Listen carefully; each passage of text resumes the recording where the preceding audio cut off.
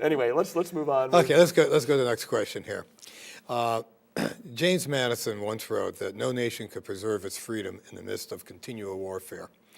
United States combat and support troops have been tied down in Iraq and Afghanistan for most of the last decade.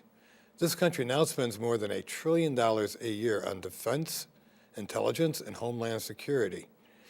Refinancing these two conflicts, is it time, these two conflicts, is it time to rethink the war on terror? I think so. A quick overview of my views on war. I supported the invasion of Afghanistan.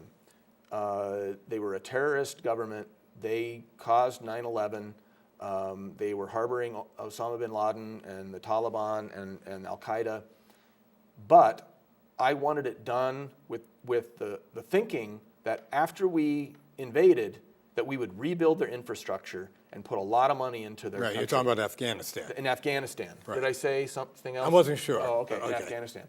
And I was appalled when President Bush, after the invasion was over, pledged a paltry $300 million to rebuild Afghanistan. It should have been $10 billion. We were spending $300 million every third day in Iraq after we invaded Iraq. I was completely against invading Iraq. I thought it was a big mistake. It has cost us a ridiculous amount of money and blood. We can't forget the soldiers that have fought extremely well in extremely difficult situations. In many cases, healing people who've been hurt by our invasion. I mean, they've really done phenomenal work over there. But in terms of the war on terror now, I did not support the increase of troop levels in Afghanistan up to $100,000. I rely on someone named Rory Stewart, who hiked across Afghanistan after 9/11 and wrote a book about it. And he argues now that we can accomplish our national goals in Afghanistan, which is to prevent terrorists from being trained to attack us at home and try to stabilize the region with about 10,000 troops using the surveillance technology that we've got and using special forces to work with the tribal leaders in the country.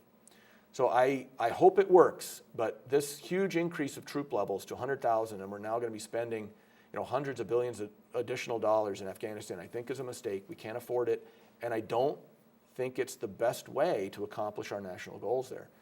Well, we wouldn't be the first country to crash on the rocks of Afghanistan. No kidding.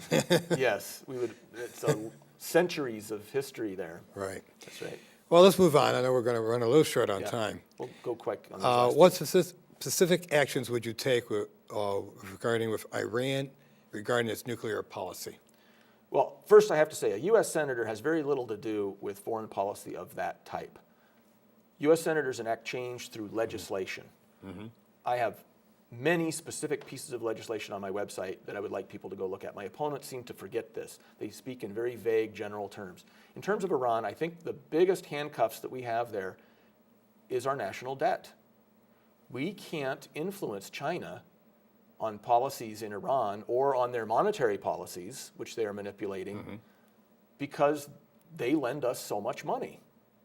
But when it comes to Iran, I would favor pushing very hard for diplomatic sanctions, and the best way to do that is to get China on board. And the best way to do that is to get our economy straight. So. All right, next question. As you probably know, I lived for a long time in South Florida, in the Florida Keys. Right. And this next question goes right to my heart. Has the time come for the U.S. to normalize relationships to Cuba? We're almost out of time. Simple answer, yes. Let's go to the next question. Okay. The Bush tax cuts will soon expire. Many people that they believe they increased the deficit and benefited only the rich. Would you vote to extend the Bush tax cuts, or would you let them expire? I would absolutely let them expire. I was against them in the beginning.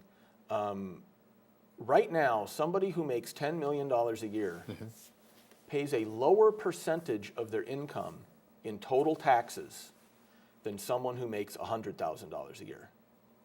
We need a more progressive tax structure. Warren Buffett agrees with me on this. He argues that his secretary pays a higher overall tax rate than he does. He's a multi-billionaire. It's ridiculous, in my opinion. So allowing President Bush's tax cuts to expire will help make the tax code a little more progressive.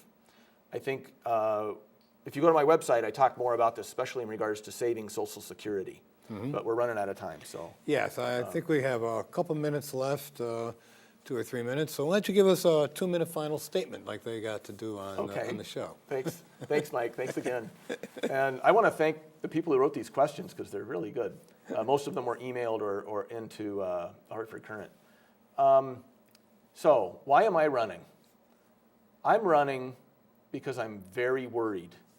I've followed politics and public policy my entire life.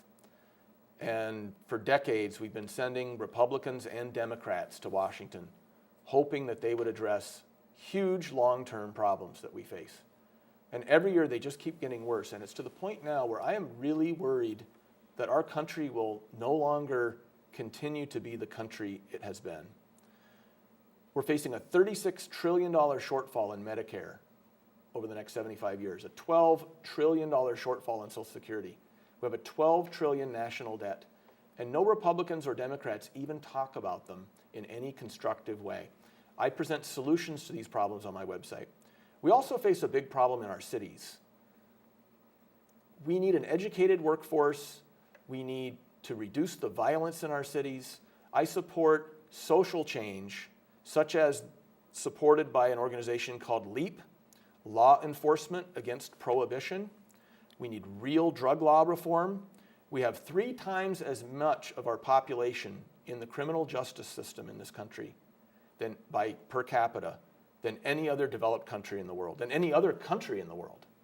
Our drug laws have wreaked havoc on our society and our cities, and it's extremely costly. It's costing us hundreds of billions of dollars a year and causing a lot of pain and suffering in our cities and hurting our education system.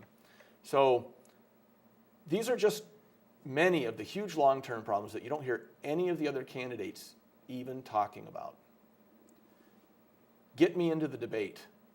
Get me to challenge them to answer these questions. What are they going to do about this? What specific legislation would they fight for? What constitutional amendments, such as anti-eminent domain abuse or anti-corporate political abuse, would they be able to fight for and support? And then go to all of our websites, read all of our positions, and vote for the best candidate. So thanks for listening. I hope you see my other shows. They're all on YouTube. Just type in John Mertens and be an informed voter.